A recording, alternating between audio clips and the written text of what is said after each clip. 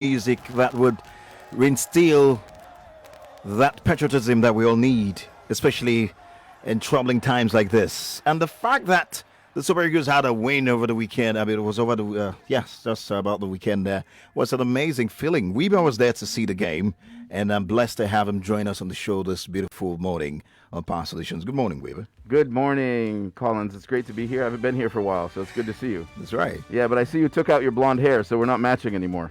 Yeah, I mean, I felt that I should change that. All right. Just for a bit. I could go back to it. All right. How you doing, by the way? I'm good. It's my third son's 13th birthday today, so it's a good day. Big day. We mentioned that earlier Yeah. on the show. Yeah. Okay, great, fantastic. So we here again, Nigeria. We're bringing you another episode of Power Solutions. It's where we talk to the key players in the power sector, doing something about the Nigeria's power problems. Power Solutions is brought to you in partnership with All On. That's Nigeria Info in partnership with All On. That's our energy investment company, which Wiebe represents highly. And today we have a special guest. He is, for those who have been following us on social media, perhaps have an idea of who our guest is. But he's none other than the Honorable Commissioner for Energy and Mineral Resources, Lagos State, in person of Olalere, Odusote, joining us today, right, Wiebe? Exactly. So good morning, Larry. It's good to have you on today. Can you hear us? Loud and clear. Can you hear me? Okay, fantastic. Yes, we can. Yes, we can. So good to have you on. I know you're incredibly busy, so we really appreciate you taking the time. So today, he's going to talk with the Honorable Commissioner is going to talk with us about what Lagos is trying to do to unlock the policy and regulation around power so that they can really focus on improving the power situation in Lagos. So it's one of the most important conversations we've had in a long time. So, Larry, thanks for coming on, and let's just kick right in since we're already running into time. So you have 25 years of experience across the power and energy value chain in the U.S., the U.K., Nigeria, and so you came into this role as the Commissioner for Energy with incredible experience. So what made you decide to take that jump from all these years of private sector and then move into the public sector to serve in the way that you're doing? What prompted that? And maybe give a little bit about your background and then tell us what that journey was. All right, let me try and start from Lagos State, and then I'll come around to where we are. If you know, Lagos State government has so far tried to intervene in the power sector over the years, starting first with the facilitation of the Enroad barges into Lagos to try and improve power supply, which didn't work so well. Then moving on to the development of 5 IPPs to supply power to Lagos State government facilities and take them off the grid. Now that worked. And then also intervening in providing street lights in Lagos, which is ordinarily the purview of the local governments. But Lagos State did it because they needed Lagos State citizens to feel safe at night. And then looking at the sector and saying, we've done a lot, but it hasn't quite done so much. And for us to be able to do a lot more, we need someone there with some experience in the power sector. You know, they say talk is cheap. I'm one of those who talk about the things that are wrong with the country. So when the call came from Mr. Governor, at that time the candidate, to say, would you be willing to work in government to try and fix the problems here? It was easy to say yes, because to say no would have meant I'm one of those who just wants to sit on the sideline and continue to be an aloof critic. So I didn't want to do that. Now, I've worked in all parts of the value chain of the energy sector, from drilling upstream, working with Schlumberger, to managing about 1,800 megawatts of power plant maintenance in the UK and in the US, working for General Electric, to working on developing power infrastructure in Nigeria, and also working on evaluating the distribution companies and coming up with business plans for their growth and improvement while working at Owando and Stella. So for me, coming into the government just seemed like a natural next step because I could try to make a difference that way. We're streaming live on Facebook, and for those who want to find us there, you know how to get there, Nigeria Info 99.3. But let me move on to also remind you that our focus today, like Wiebe mentioned, is unpacking the Lagos State electricity policy. Now, as the Honorable Commissioner for Energy and Mineral Resources in Lagos State, your mandate is to ensure that the delivery of reliable energy to citizens and achieve energy security for the state. How do you think you have performed so far? All right, so to answer that question, I'll also try and give a big background to everyone so that they understand what kinds of issues we're facing, so that when we start to talk about the solutions, it comes home to them. Mm-hmm. The power supply to Lagosians today come from two primary sources. One is the grid, and one is self-generation. So you're either getting power from the grid or you're generating your own power. Now, the power in Lagos is delivered today by the distribution companies, which are licensed by the federal government. The single bulk buy for electricity is also a federal government agency. That's the one that mandates the procurement of power for all of the distribution companies. The Rural Electrification Agency also, which is in charge of rural electrification, is also a federal government agency. So lots of the interventions that the state government has done has been by dialogue, right? We've looked at it and decided that that's not enough. And we've decided to try and understand what the problem is and how we can solve it. We started this by putting together the development of an integrated energy resource plan in collaboration with the USAID, which we're just about rounding up. We've also then looked at the Constitution to understand what Lagos State government is able to do, in particular in the sector. We've started development of the Lagos State electricity policy, which will serve as a blueprint to provide a direction on the government's vision for achieving universal access to electricity in the state. Last year, we published a consultation paper in April. We had a consultation session also this year, and the Lagos State electricity law is being drafted. So we've done quite a bit, but we haven't done as much as we could have done had we had the enabling legislation in place, which we're currently trying to do. But in our limited capacity, the governor has also acquired 20,000 units of prepaid energy meters to be delivered to targeted low-income communities in Lagos, and also to be accompanied by distribution infrastructure rehabilitation funding, such that we can improve power supply to the low-income communities who would otherwise be overlooked by the commercially oriented private companies that are currently running the electricity network in Nigeria. We also, in a bid to try and see how we could improve the availability of meters, launch a smart meter hackathon. We wanted a local design and production of affordable meters. We launched this sometime last year. The event has been concluded. Winners have been selected. And in fact, about 2 weeks ago, they presented a prototype of their solution, the improved solution, to us. Now we're currently working with producers to see how we can mass produce these meters such that they're Nigerian meters produced in Nigeria for Nigerians. And then the problem of the metering gap, which we say is about 6 million today in Nigeria, can then start to be solved. We also started to look at a prioritized power program for hospitals, healthcare facilities in Lagos. The governor of Lagos, in his vision, even before COVID became evident, had said to us, look at the general hospitals in Lagos and see how you can improve power supply to them. And we've completed the power supply improvement for 10 of the general hospitals in the phase one. They've improved from an average of 10 hours a day to 22 hours a day of supply, such that when patients come in, there is a good chance that they can be attended to in a facility that's powered. We're also looking at developing an operations command and control center that's going to monitor all of the investments of Lagos State in real time, all the energy investments, meaning we're going to be looking at every single street light to ensure that they come on. And when they come on, we know they come on, we're better able to track them. It's going to be real-time monitoring, and at the end of the month, we're going to have an automatic printout of the availability of all of the street lights. So we're no longer depending on people looking at the street lights and then coming to report to us that they were working or they weren't working. So that's where we are with that. So there are other areas in the energy sector that we're looking at. We're looking at doing a new gas policy to improve the environment in Lagos. We're also looking at displacing kerosene and firewood and biomass burning in the homes. Wow. Okay. So there's a lot going on, and thanks for sharing all that. And I think one of the things you said early on in your answer was about that there are some limitations to what you can do right now because of how power is regulated in the country. And then you also mentioned about the energy policy, the electricity policy that Lagos is designing, and that's actually going through a process already. And I know that most Lagosians probably don't know about this, that you guys are doing this great work in the background to almost uncouple and unlock Lagos from having sort of being dependent on what's happening at the federal level. So tell us a little bit more about this. I know it came out initially in April, May. There's been a lot of dialogue. We've been part of that as well, lots of stakeholders. And what's the process? Where are we now? And what will it mean for the sort of end user for power in Lagos in the next few years? So today, power supply to Lagos is done on an allocation basis. So rather than how much power do you need in Lagos and let's try and get you that power, what we do is say how much power is being generated in the country and can we give 24 to 26% of that power to Lagos.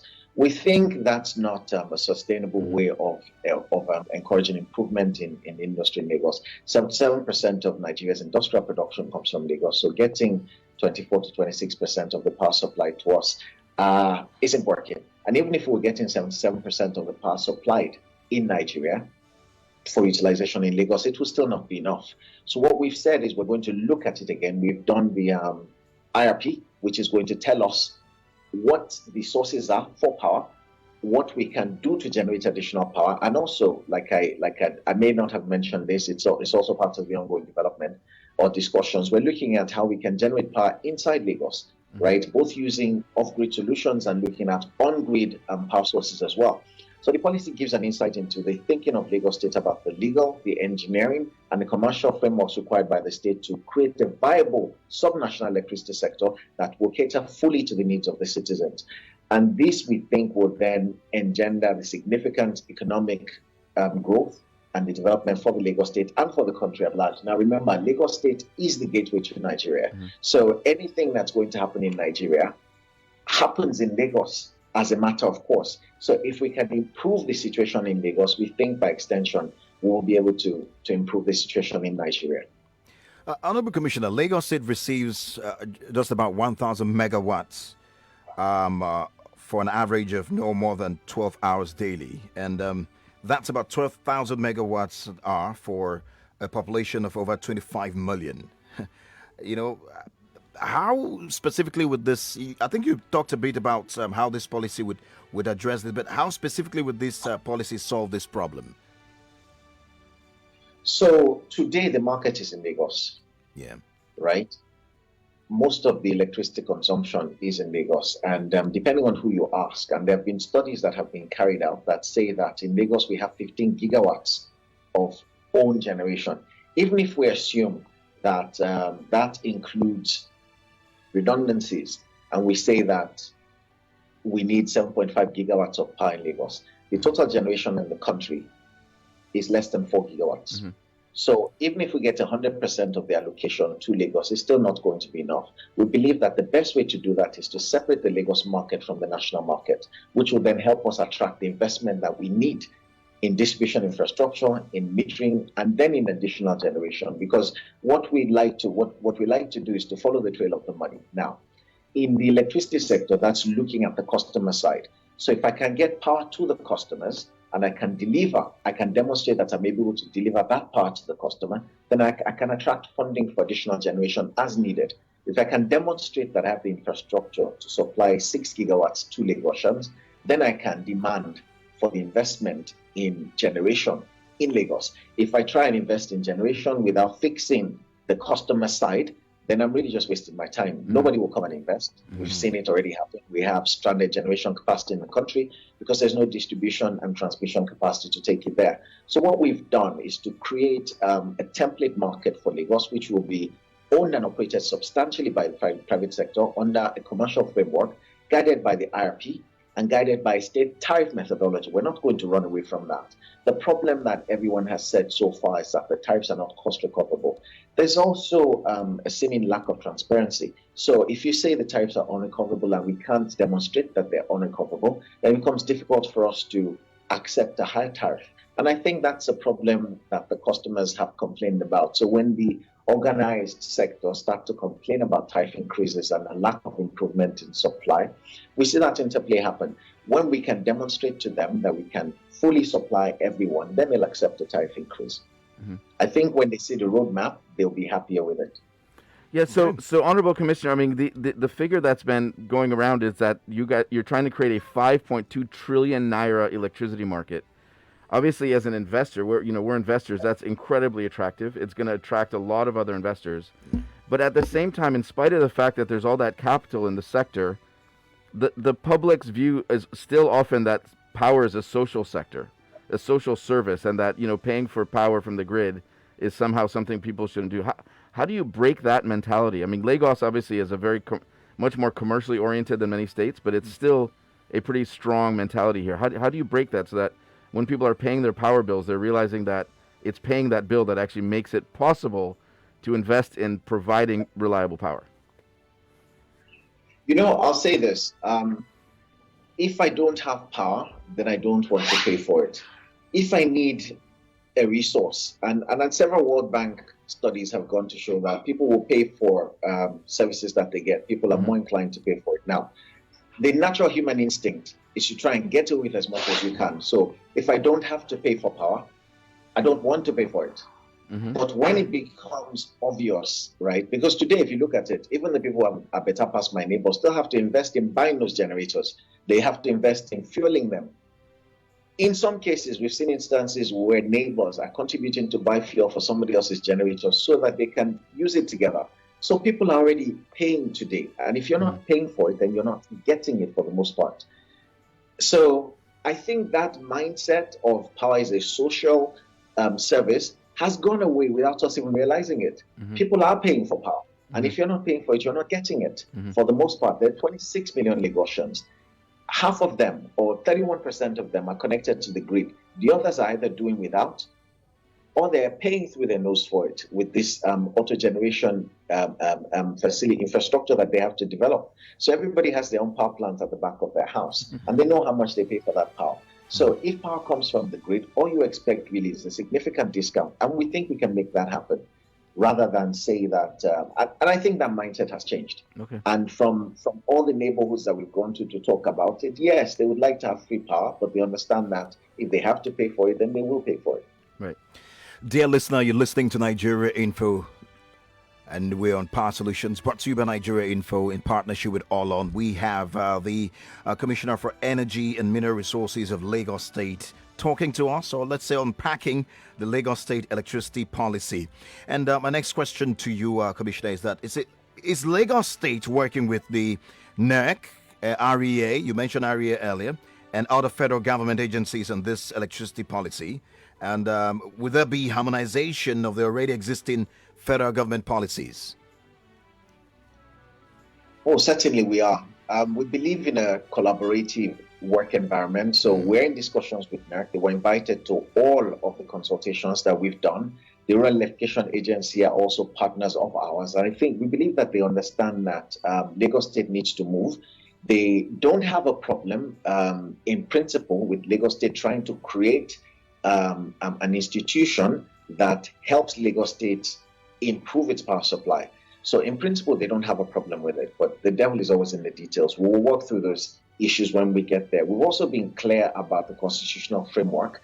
We have not shied away from letting them know that the National Assembly is allowed to make laws for the Federation with respect to electricity, generation and transmission of electricity to parts of the Federation and from one state to another. It's also clear that the State House of Assemblies may make laws for the state with respect to generation, transmission, and distribution of electricity. It was clearly and deliberately left out of the remit of the National Assembly, the laws regarding to pertaining to distribution of electricity, and everybody has seen that. And all of the discussions and cases that have gone to the federal government, to the Courts of Appeal and the Supreme Court so far have been decided in favor of the letter of the Constitution. So we're not really concerned. They have lawyers who work with them, and we're in discussions with them. So we believe that we're on the same page.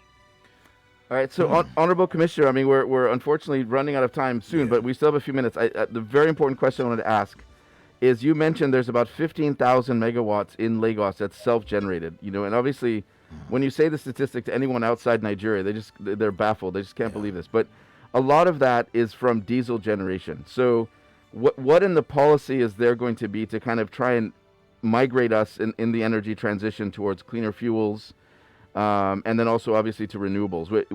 What is the policy kind of saying about that aspect as well, the source of the energy?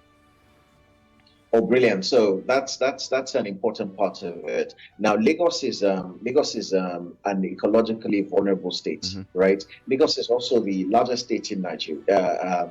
Lagos also has the highest population in Nigeria, and also has the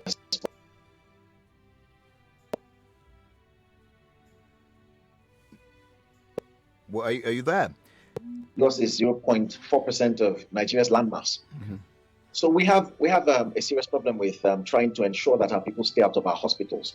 And if you look at the number of people who go into the hospital with respiratory illnesses, then you know that the hospitals are overwhelmed by those sorts of cases, or at least they devote an inordinate amount of resources to those sorts of cases, and we'd like to move them away. So we're trying to ensure that the policy incentivizes the move to cleaner fuels. The way to do that is to ensure the availability of those cleaner fuels, and we're working with independent gas suppliers in Lagos to ensure that they can come here. We also understand that the grid is not able to supply the power that is needed by everybody so far, so people are still constrained to use their auto generation capacities. So what we're trying to do is move those capacities away from diesel to cleaner fuels, LPG, gas, etc. We're working with the federal government also on their gas expansion program to ensure that Lagos State is a viable market for that. So there will be incentives for people to move away from diesel embedded in the policy, and there will also be encouragements for people to move to gas. So we're doing that for two reasons. One is to clean the environment, and also to make it cheaper for them to continue their businesses. Olalere Odusote, I must say it's been a great time listening to you talk about this thing. But quickly, before we run away, what is the plan? You know, the timeline for stakeholders' engagement through the process of this Lagos policy? The intention is to publish the policy in the third quarter of this year and to pass a law by the fourth quarter of the year. The intention then is to start to engage with the players in the sector to ensure that the Lagos State electricity market is fully defined by December of next year. And then there will be a migration of licenses on a timeline to be discussed. So the licenses will be migrated from there to the Lagos State regulatory agency. And we're not going to be creating any shocks to the system beyond the migration. We'll then be encouraging them, right, to participate within the market with a view to encouraging additional investments in the sector.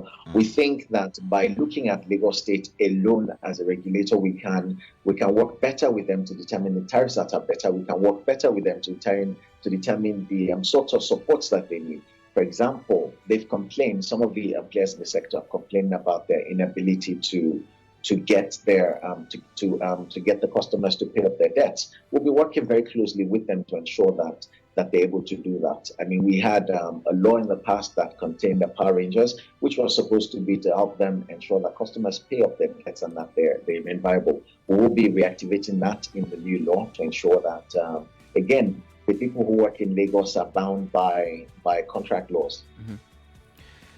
Well, thank you very much, Honorable Commissioner. This has been fantastic, and I know that the listeners in Lagos have learned a lot.